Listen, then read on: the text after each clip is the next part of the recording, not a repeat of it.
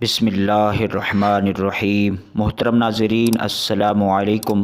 حضرت امام شافعی رحمۃ اللہ علیہ کا تعلق قریش کی شاخ بنو ہاشم سے تھا اور عبد مناف پر جا کر سلسلہ نسب رسول کریم صلی اللہ علیہ وآلہ وسلم سے جا ملتا ہے۔ آپ کی والدہ ایک صالحہ، عالمہ اور مجاہدہ خاتون تھی۔ آپ کی پیدائش سے قبل آپ کی والدہ نے خواب میں دیکھا کہ ایک ستارہ ان کے بدن سے نکلا اور مصر پر ٹوٹا اور اس کے روشن ٹکڑے ہر شہر میں جا گرے۔ معبرین نے یعنی آپ کی تعبیر بتانے والوں نے اس کی تعبیر یہ بتائی کہ ایک عظیم عالم ان کے بطن سے پیدا ہوگا جو بلاد اسلام کو علم سے بھر دے گا۔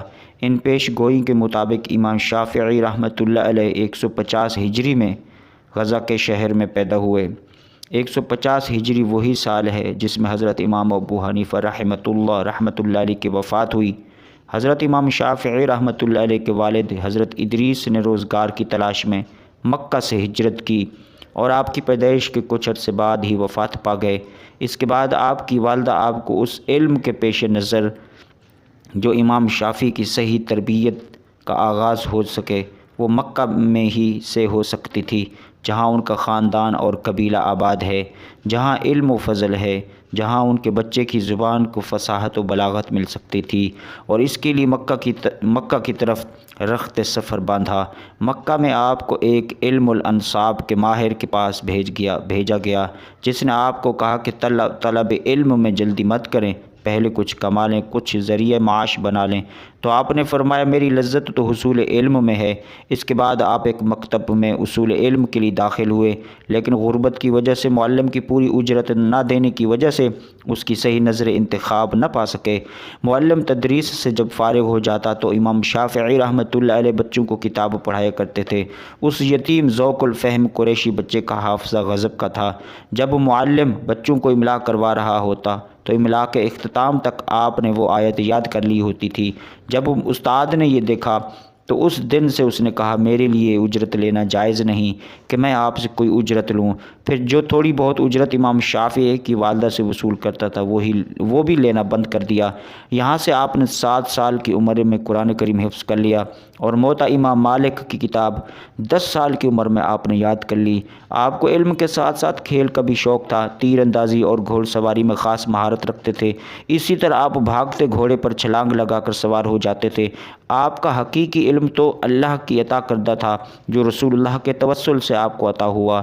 امام شافعی رحمۃ اللہ علیہ فرماتے ہیں میں نے رسول اللہ صلی اللہ علیہ وسلم کو خواب میں دیکھا کہ آپ صلی اللہ علیہ وسلم نے مجھ سے فرمایا اے لڑکے تم کس قبیلے سے ہو؟ میں نے عرض کیا یا رسول اللہ صلی اللہ علیہ وسلم میں آپ کے قبیلے سے ہوں۔ آپ صلی اللہ علیہ وسلم نے فرمایا میرے قریب آؤ۔ میں قریب ہوا تو رسول اللہ صلی اللہ علیہ وسلم نے اپنا لعاب مبارک میری زبان پر اور ہونٹوں پر لگایا اور پھر فرمایا کہ جاؤ اللہ تم پر برکت نازل فرمائے۔ اسی طرح آپ فرماتے ہیں کہ میں نے ایک اور دفعہ بھی خواب میں رسول اللہ صلی اللہ علیہ وسلم کو مسجد حرام میں لوگوں کی امامت کرتے ہوئے دیکھا۔ نماز کے بعد جب آپ لوگوں کو علم سکھانے لگے تو میں نے رسول اللہ صلی اللہ علیہ وسلم سے کہا مجھے بھی علم سکھائیں، تو رسول اللہ صلی اللہ علیہ وسلم نے اپنی آستین سے ایک میزان یعنی ترازو نکال کر مجھے عنایت فرمایا یہ تیرے لیے ہے، اللہ تجھے ہدایت دے گا۔